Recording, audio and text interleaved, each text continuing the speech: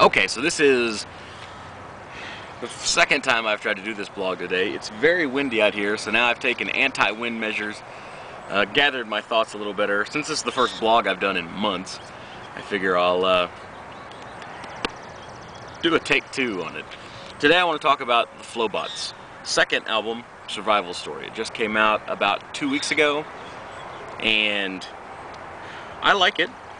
I really love the first album, and it's very much a contrasting sound to the first album. The first album was very open.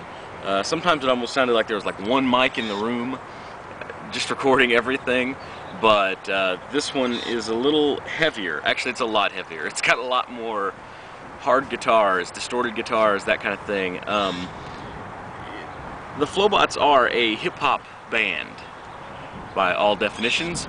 However, unlike probably 99% of hip-hop groups and artists that are out there today, they very rarely, if ever, use samples. And they play their instruments live. If you go to see them at a show, they're playing live. In the studio, they're playing live.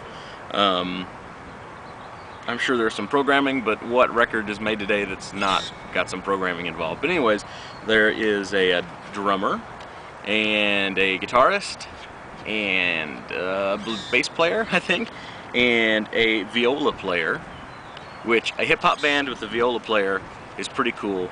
And then you add on to the fact that it's a girl, and she's pretty attractive, and I'm all for it. I'll tell you that right now. And then they have two guys, Johnny Five and Brer Rabbit, who are the vocalists. They mainly rap. There's a little bit of singing, but mainly they rap and rhyme. Wow, this sounds really white, but I guess what do you expect? When I first put this record in, I was like, oh, this is different. But now I've gotten to where I like it, and it's grown on me. The big single off of it so far that they've released is White Flag Warrior. And all the Flobots stuff, they're based out of Denver, I think Fort Collins area.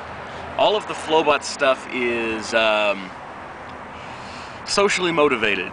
And sometimes it's even politically motivated, but not much. They don't get real heavy into politics, but they're definitely for being against social injustices, we'll say. And so the song White Flag Warrior is kind of an anti-war statement. I mean, to me, an anti-war song is not political, it's social, because everybody starts wars. So I don't think you're just siding with one side there. But it's interesting because one of the things that repeats over and over in the song is, this is love, it's not treason. So in other words, saying people caring for their kids, not wanting them to go to war, is about love, and about not necessarily about the fact that they're, you know, against the government or anything like that. Whereas, you know, sometimes, as of late, it seems like you're against the government if you have an opposing opinion, which is, you know, not a lot of fun. But it features Tim McElrath of Rise Against the Machine. No, Rise Against. I don't know why I said, I was thinking of Rage. Anyways, Rise Against. And it's very, you know, it's more of a rock song really than a hip-hop song.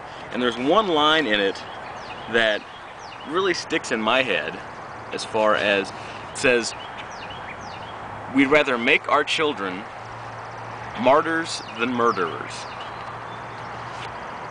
And the next line talks about White Flag Warriors. That's a pretty bold statement, that you would rather see your kids die for the side that you're on, which I'm assuming is the side of the good, than to go fight for the side of the bad. And that's, to me, I like that statement. Not that I want to see people's offspring getting killed off, but it's just, I like it because it's such a strong statement. It's very to one side, which is something that's kind of rare nowadays, because it seems like everybody just wants to be right down the middle and not cause any waves and not rock the boat, and, you know, oh, we have to be all correct and all this kind of stuff. Well, that's pretty firm. We'd rather make our children Martyrs Than Murderers. That's something. My favorite song on here, I think, is Airplane Mode. I don't know why. There's just something about it that I like. There's so many songs. Ooh, it's a wasp. I don't like wasps. There's so many songs that feature Mackenzie Roberts is the viola player. And it's just amazing me because I played the violin / viola for, I don't know, 13 years. And I never was all that good.